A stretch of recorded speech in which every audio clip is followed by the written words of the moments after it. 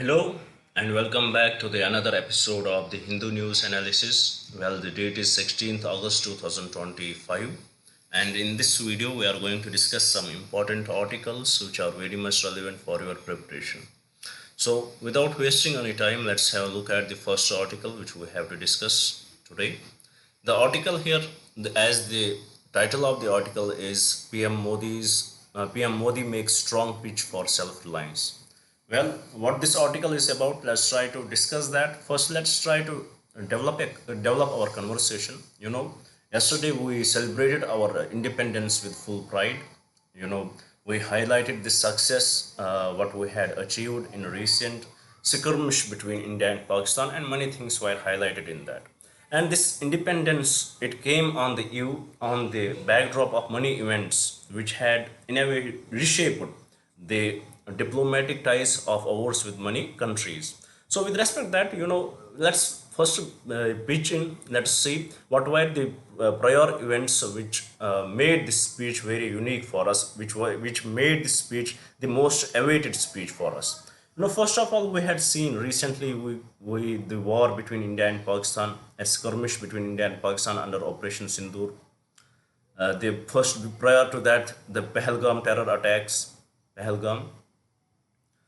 attacks, then Operation Sindoor. Then we saw that our tariff war started by Mr. Donald Trump. So, on the eve of these events, which in a way has reshaped our foreign policy, which is impacting our foreign policy, this speech of Narendra Modi was much awaited. And this speech in itself is a record because it was approximately around 103 minutes speech of Narendra Modi, and he highlighted the success of various events. He highlighted the importance of self-reliance and various other things. If we look at the crux of this whole speech, what it revolved around, if we want to know the theme of this whole speech, what it is about, the theme of the speech would be that if a country wants to have this self-respect, then the country has to be self-reliance. The theme would be the self-reliance is self-reliance as a measure of national self-respect. The self-reliance as a measure of self-respect. So in this regard, the whole speech revolved around it, that how we can achieve this self-reliance in various fields, maybe in economics, maybe in defense, and various other aspects were discussed in this full speech. So what we will do now, we will look at the key points which could be very much relevant for you, so that you will get the proper understanding of this article. Then we will solve the question. This would be the whole discussion of this article. Now let's see what were the key points highlighted by our PM Modi. Here the first thing what he talked about was self-reliance as a core principle, which we had already discussed. PM, please read with me so that you don't need to go back to your newspapers and read them again. Here, what did PM Modi said? PM Modi stressed that self-reliance is not just about import and export, but is linked to a nation's inherent strengths and capabilities. So he highlighted that in a way he addressed the issue of tariff war right now, which we are going through with respect to the US. That's why I guess he made this comment that it is not about the imports and exports, but it is linked to the nation's inherent strengths and capabilities. The concept of Atmanirbharta is seen as a key to national self-respect. So what he highlighted that for a country to have the self-respect, a country is to be self-reliant. So a country has to be self-reliant. Then the second thing, then he described these events, how we can be self-reliant in various aspects. For example, he proposed few economic reforms. First, the two major task forces were announced. One for second generation GST reforms to provide relief on essential goods, and another for next generation economic reforms. A new Pradhan Mantri Viksit Bharat Rozgar Yojana with a 1 lakh crore corpus was unveiled, offering a 15,000 grant to first time private sector employees and incentives for employers. So in a way, how we can achieve it, in this regard, the government has brought up few changes. For example, first, in the GST reforms they are proposing, in which the slabs would be cut. Earlier we have 4 slabs, now they would be cut to 2. And also at the same time they are going to promote the Pradhan Mantri Viksit Bharat Rozgar Yojana. So in this way, it will guarantee employment to our youth. Then also in the defense and technology sector, the PM highlighted the importance of self-reliance in defense, citing Operation Sindoor as an example of indigenous military powers, how our indigenous capabilities were so much useful in the Operation Sindoor, you know how our indigenously developed the developed military system, how our indigenously developed military powers were were sufficient, were enough in a way to protect our beloved land.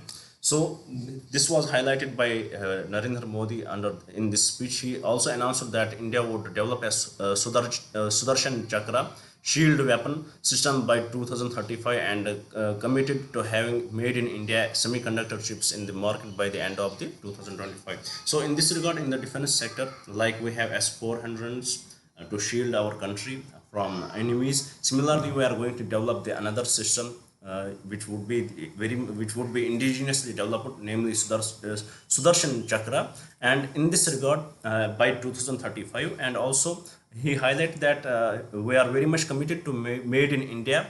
And in this regard, we are going for the semiconductor chips in the market, made in India semiconductor chips in market by the end of 2025. So by the end of 2025, made in India semiconductor chips would also be available here.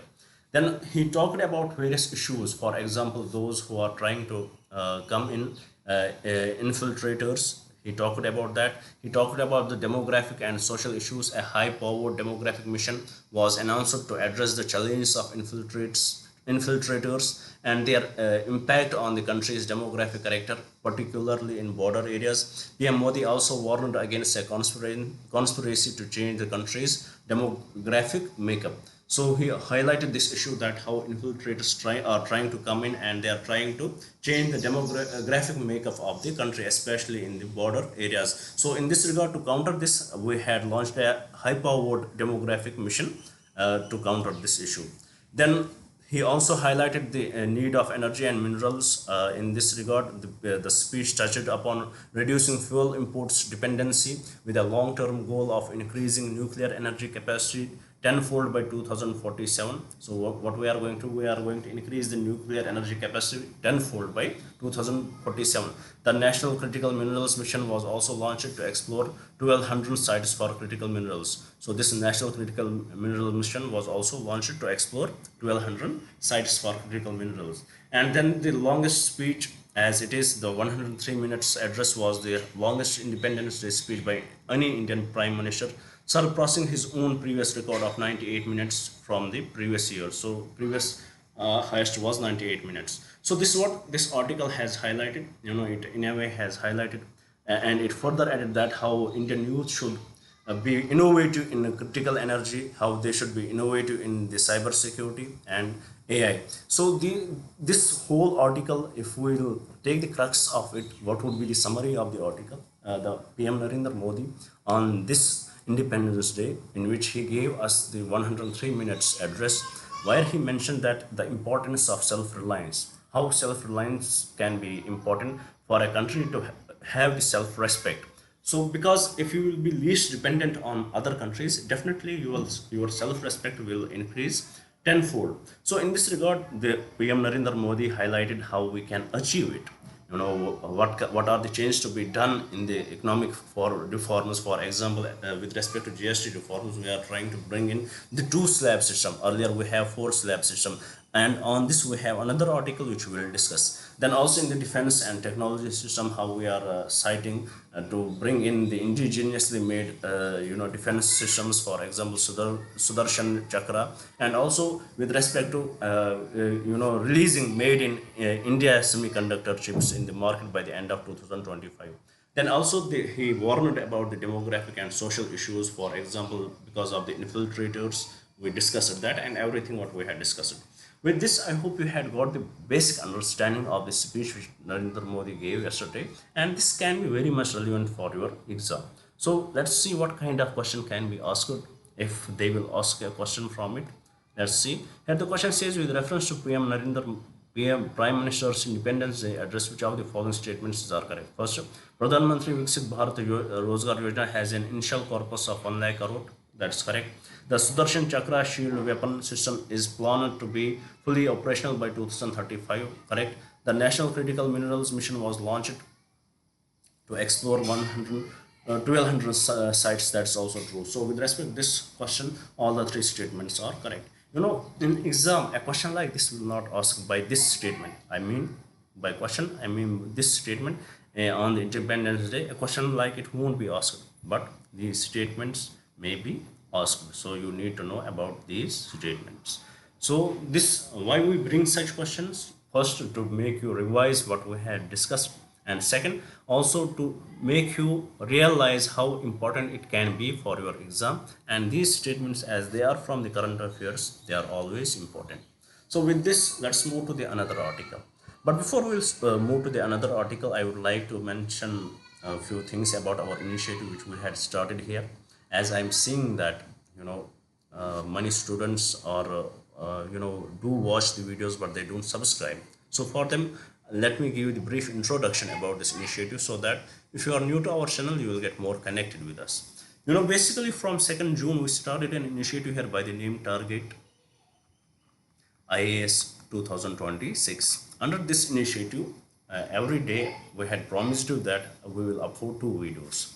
One in the morning session where we will discuss the current affairs, and this is the video about that. And second in the evening session where we will discuss the static syllabus of yours. And every day, without any break, we try to do it. But sometimes, yesterday we did not upload the videos because it was obviously the Independence Day. So there were much celebrations to do. And, mostly we try to follow our template, what we had promised you. And in this, we every day try to upload 2 videos. In this second video, we had promised you by the month of January 2026, we are going to complete your full syllabus. Whatever would be required for you to clear the exam, we are going to cover it. Whether it would be related to prelims or whether it would be related to mains, we will try to cover everything. So with respect to this, we started with Indian polity, which we completed in 30 lectures, and the videos are available in the playlist. Then we took up the governance, 11 lectures completed, and now we are discussing the ancient history. And in the ancient history today, we may discuss the 3rd lecture of the ancient history. Mostly we will discuss the IVC. So this is what this whole initiative is about. And at the same time, as I had told you, you don't only need these lectures. With these lectures, you need books to read from. And what are the books you would read from? It is totally your choice. But if you would follow us and depend fully on us, that's also fine, because we had already started to develop the books, and we had launched our Indian polity and governance, which is available right now. If you want to get access to it, you have to mail us, and the mail ID would be given in the bio, and then you would be told to pay 200 rupees only. Ideally, trust me, this book would cost you more than 800 rupees, but as I had promised you on the day 1 that it would only cost 200 rupees, so it is 200 rupees if you want to get access to it, because you can get it. Why our book? Because it will contain not only the topics, not only the lectures, not only the concepts, but also with these concepts it will talk to you in a way that how these concepts are important for you. It will talk to you, it will give the example questions from those concepts, so that you will really relate how the questions can be asked in the exam. So if you want to get access to it, please do mail us, and we will definitely respond to you guys. Now, without any delay, let's move to the another article and see what we had brought here. Well, again, it is about the major GST shake-up, as the government is proposing that they would cut the slabs. Earlier, we have the 4 slabs. One is 5% slab, 12% slab, 28% slab, and 18% slab. These are mostly followed slabs in GST. What the government is trying to propose, that they are going to cut these slabs to two only, which would be they are going to cut 12% and 28% slabs, 12% and 28% slabs, and mostly there would be 5% slab and 18% slab. These slabs would be mostly available, and with these there would be certain goods, sin goods. For them, the GST slab would be more than 40% or more than 40%, and for some goods it would be 0.5%, something like that. So for some goods which would be essential, for them the slabs would be reduced. So this is the proposed idea which the central government is proposing right now. So with respect to this, let's see what does the article talk about, what are the key points in it, and let's analyze it. First, it is slab rationalization. The proposal aims to reduce the number of GST tax slabs from the current 4, which is 5%, 12%, 18%, and 28%, to just 2 primary slabs, which is 5% and 18%. These are the primary slabs what they are proposing to go for. Then what is the new tax rates? The plan includes a new low concessional rates of less than 1% and a high 40% sin rates for a small list of 5 to 7 items such as tobacco and gutka. For tobacco and gutka it would be high 40%, and for some goods it would be less than 1%. Then third point, recategorization of goods. Under the proposed system, 99% of items currently in the 12% slab would be moved to 5% rate, and while 90% of the items in the 28% slab would be shifted to 18% rate. So these items which are in the 12% slab and the 28% slab, they would be shifted. 99% of the items currently in the 12% slab would be shifted to 5%, and the 90% of the items in the 28% slab would be shifted to 18%, and few would be shifted to 40%. What about additional cess? No additional cess. The proposal also states that there will be no additional cess levied on top of the new GST rates, which would simplify the tax structure further. Then what would be the expected impact of it? Officials believe that despite a short-term revenue hit, the lower rates will encourage higher consumption. There would be higher consumption, it will reduce tax evasion, and ultimately lead to a wider tax base and increased revenue. Earlier the tax collection may reduce, but what the impact, its further impact would be high consumption. It will lead, as money would be available in the hands of the people, as they will have to pay less GST for that, then it will definitely lead to high consumption. It will reduce the tax evasion and ultimately lead to the wider tax base and increased revenue. Then what would be the next steps? The proposal has been sent to the group of ministers constituted by GST Council for examination. The GST Council, which includes the state finance ministers, is expected to deliberate on these recommendations and work towards implementation within the current financial year. So let's see what will happen with this regard.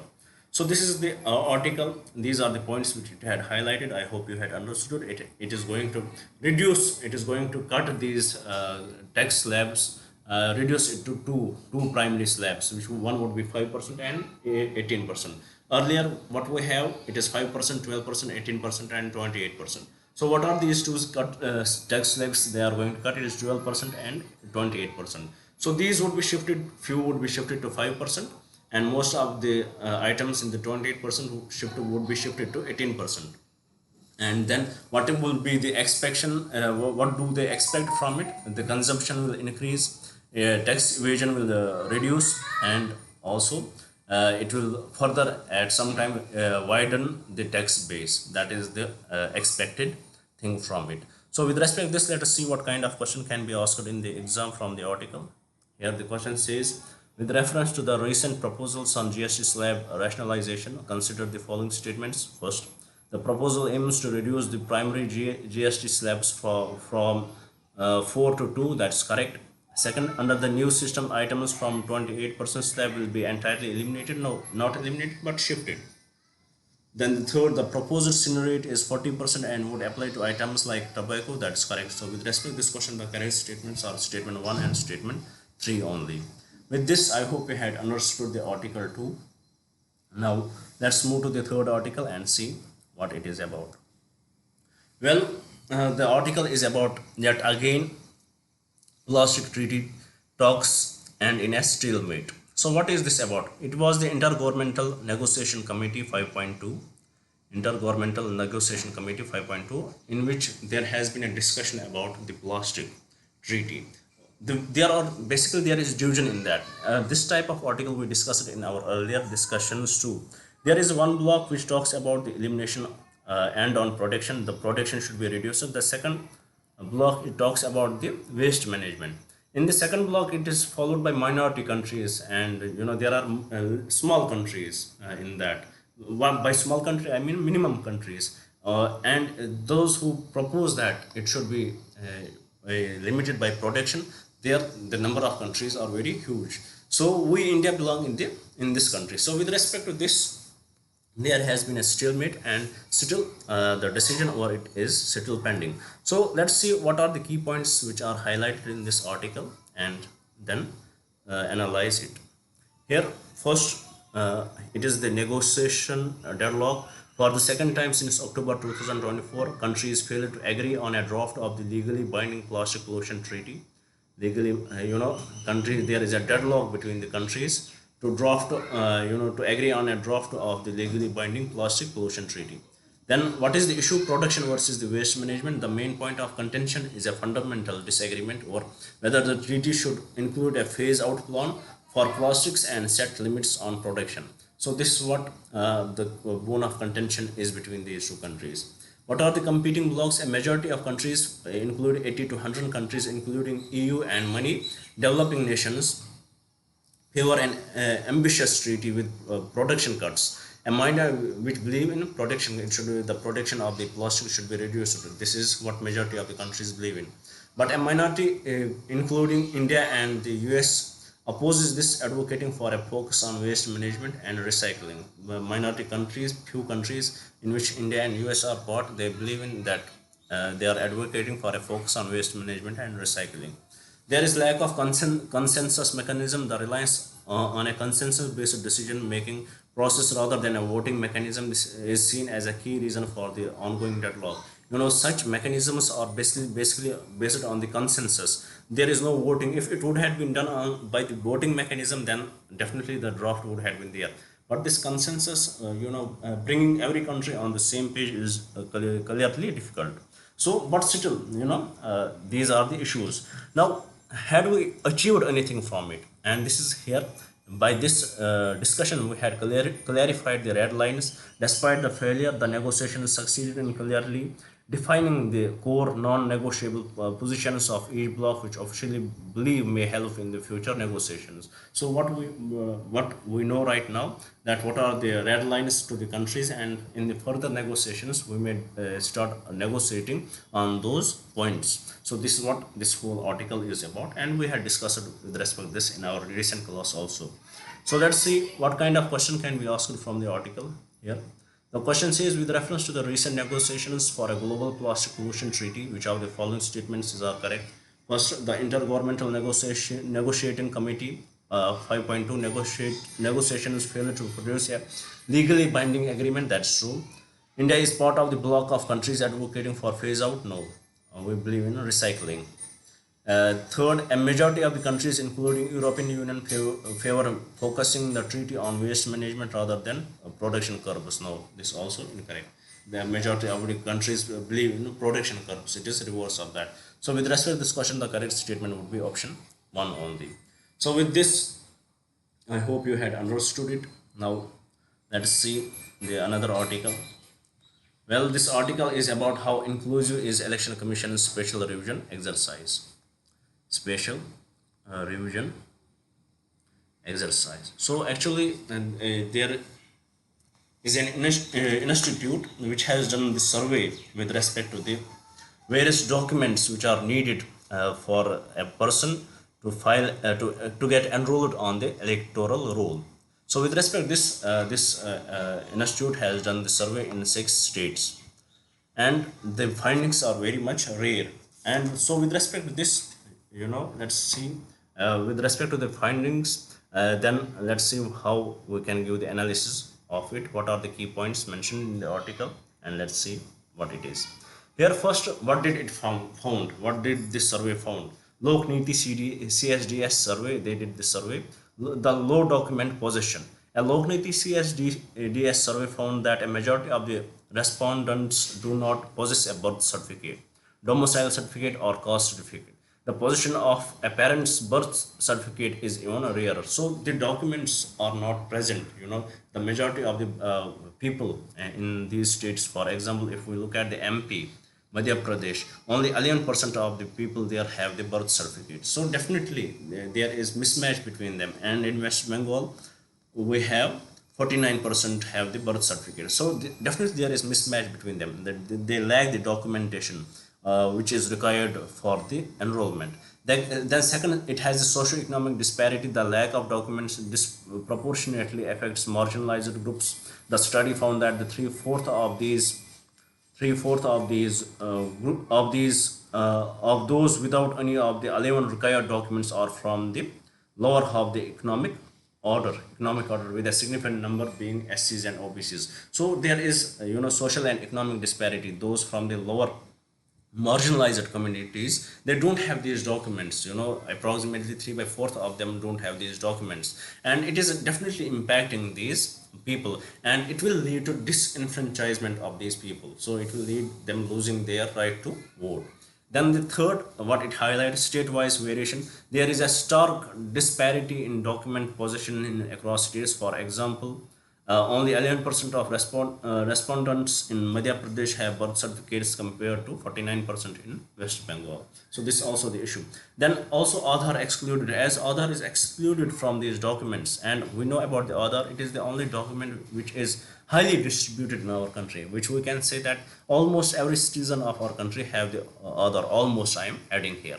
So this is not included in it. That is also one of the issue. Then limited public awareness, only a little. And when these people who were questioned, they were asked how aware they were. Only 1/3, 36% of the survey respondents were aware of the special intensive revision exercise or its documentation requirements. So definitely there is less awareness with respect to that.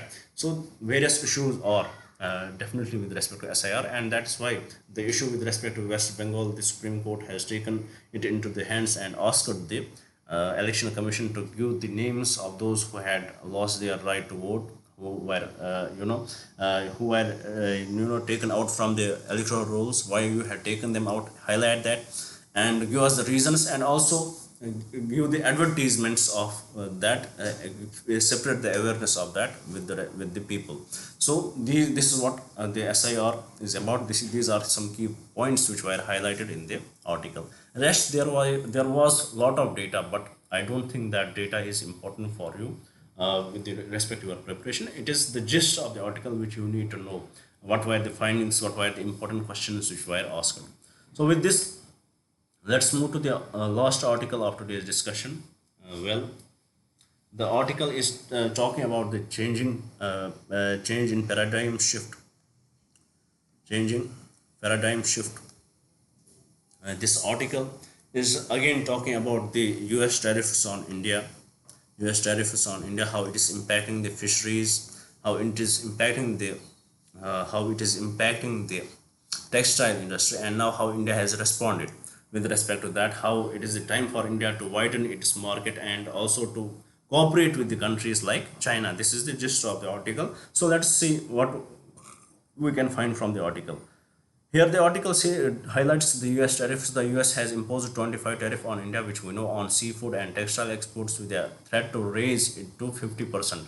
This action is believed to be linked to a broad geopolitical context and the deadlock in bilateral trade negotiations. Then what is the government's response, how the Indian government responded? We discussed about this in the last lecture also.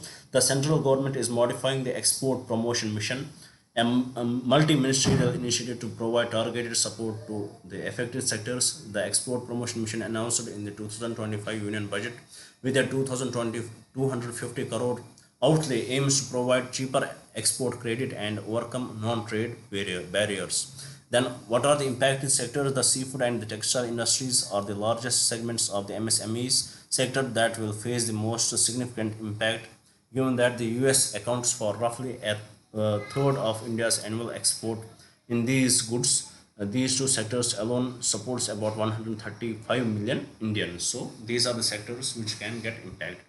Then what is the trade deadlock? The article says that the bilateral trade agreement negotiations between India and US are stalled because of the tariffs from the Trump, and the personal relationship between the leaders has not translated into a positive trade outcome. Definitely there are discussions that is it India versus US, or is it Trump versus Modi? Definitely discussions are going on with respect to that. Trump wants to get the Nobel Prize, but Narendra Modi, the Prime Minister of our country, does not want to give the credit to him. So this is the issue basically. Then the proposed strategy. What is the proposed strategy? With the direct subsidies ruled out, the article argues that the India needs to diversify its export markets and drastically refashion its trade ties with other nations, particularly China. So with this, I hope you had understood the article. We discussed about the EPM, Export Promotion Mission, in our recent class also, how it is the collaboration of different ministries and how it has been transformed, its approach into this the right now, how tariff wars are going on and how it is going to be useful for the exports in textiles and fisheries. So with respect to this, let's see what kind of question can be asked in the exam. Here the question says, with reference to Indian government's response to recent US tariffs, consider the following statements. First, I would like to mention here that it is most probably this statement will start with such words in the exam. So please don't take these statements, questions as it would be asked in the same way in the exam. But the point is first to realize how important it is and how these questions can be asked, to make you realize they are important for you, and the statements will definitely be asked. Here the first statement: the government is exploring modifications to export promotion mission to provide targeted assistance. 100% correct. The US tariffs have primarily affected the textile and fisheries sectors. Correct. The EPM announced in the 2025 union budget has a total outlay of 2,250 crore for the current fiscal year. That is also true. So with respect to this question, all the three statements are correct. With this, we had completed our today's discussion. I hope you would like the video. I hope you would share it with your friends, and I definitely hope you would subscribe the channel. Thank you for staying with me. Thank you very much, and have a nice day. And please do wait for my next video, which I am going to upload, which would be available by 6 p.m. Do watch it. We work very hard for these initiatives, and it is for you guys, and we want you to watch it and communicate with us. So I expect that you will definitely watch these videos. Thank you for staying with us. Thank you very much, and have a nice day.